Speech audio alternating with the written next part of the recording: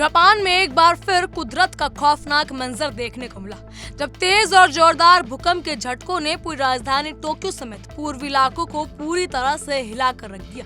अचानक उठी इस प्राकृतिक हलचल से पूरे शहर में चीख पुकार मच गई और देखते ही देखते अफरा तफरी का माहौल बन गया।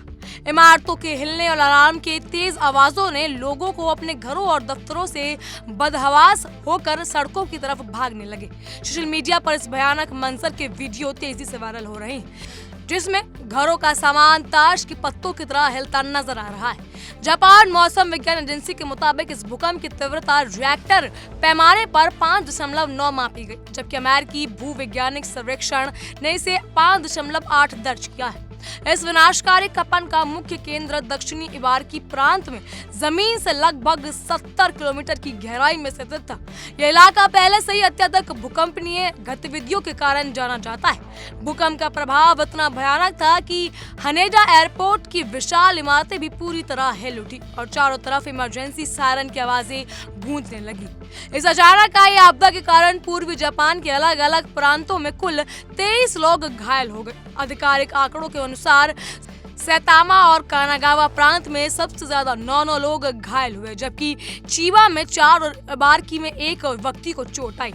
सबसे दुखद बात ये रही कि ज्यादातर लोग उस वक्त हादसे का शिकार हुए जब वो गहरी नींद में सो रहे थे। अचानक आए जोरदार झटकों से घबराकर बिस्तर से उठने और अंधेरे में भागने के चक्कर में कई लोग आपस में टकरा गए या फिर भारी फर्नीचर से चपेट में आकर चोटिल हो गए। राजधानी टोक्यो की बहुमंजिला इमारतों और गगनचुंबी संरचनाओं ने भी रहने वाले लोगों के लिए यह अनुभव किसी बुरे सपने से कम नहीं था। ऊंची इमारतों में काफी देर तक तेज कंपन महसूस की जा रही थी, जिससे लोग दहशत में आ गए। भले इस घटना में 23 लोग घायल हुए, लेकिन राहत की सबसे बड़ी बात यही रही कि ज्यादातर लोगों को मामूली चोटें ही आई। स्थानीय प्रशासन और राहत बचाव दल घटना के तुरंत बाद एक्शन में आ गए और पूरे प्रभावित क्षेत्र में लगातार निगरानी बढ़ा दी।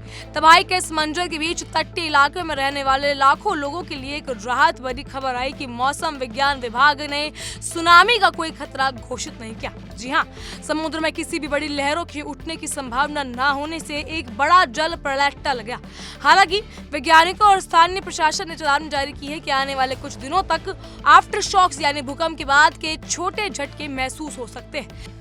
इसीलिए किसी भी आपात स्थिति में निपटने के लिए लोगों को पूरी तरह सतर्क रहने की सख्त हिदायत दी गई है। प्रशासन ने नागरिकों की सुरक्षा के लिए विशेष गाइडलाइन जारी की, जिसमें भूकंप के दौरान खिड़कियों और कांच की भारी वस्तुओं से दूर रहने की अपील की गई। झटके थमने के बाद ही इमारतों से बाहर निकले और घरों में गैस बिजली के कनेक्शन की जाँच करने तथा केवल आधिकारिक निर्देशों का पालन करने की ही सलाह दी गई है। फिलहाल जापान की सरकार नुकसान का सटीक आकलन कर रही है और राहत दल पूरी मुस्तैदी से स्थिति को सामान्य बनाने में जुटे हुए हैं। इस भीषण प्राकृतिक आपदा के दौरान जापान का अर्ली वार्निंग सिस्टम एक बार फिर लोगों के लिए जीवन रक्षक साबित हुआ। जैसे ही जमीन के अंदर पी वेव्स उत्पन्न हुई, नागरिकों के मोबाइल फोन में तेज अलर्ट बजने लगे और स्वचालित प्रणालियों ने ट्रेन व लिफ्टों को तुरंत रोक दिया।